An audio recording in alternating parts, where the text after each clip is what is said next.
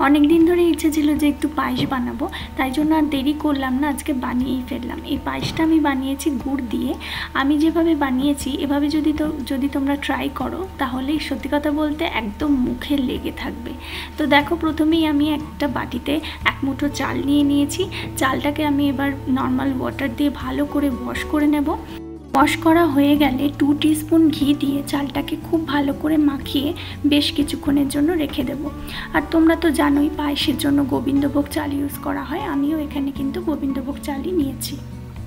এরপর একটা ফ্রাইং প্যানে 2 টেবিল স্পুন মতো সাদা তেল গরম করে নিয়েছি, তাতে বেশ কিছুটা পরিমাণে কাজু বাদাম আর কিশমিশ ভালো করে ভেজে তুলে রাখবো। এখন একটা সসপ্যানে আমি দিয়ে দেবো 1 লিটার দুধ।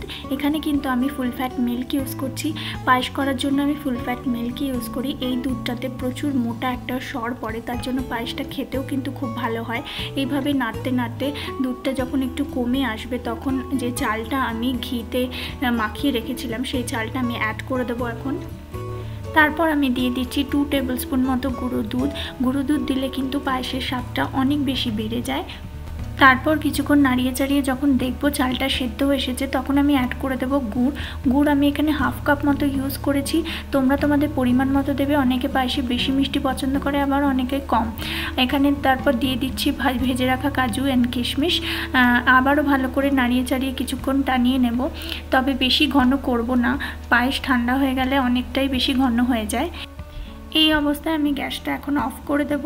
পায়েস একদম রেডি হয়ে গেছে। এইভাবে একবার পায়েস বানিয়ে দেখো, আশা করি তোমাদের ভালো লাগবে। ভিডিওটি যদি ভালো লেগে থাকে অবশ্যই লাইক, শেয়ার অ্যান্ড সাবস্ক্রাইব করতে ভুলো না। আজ তাহলে আসি, দেখা হচ্ছে অন্য কোনো ভিডিওতে।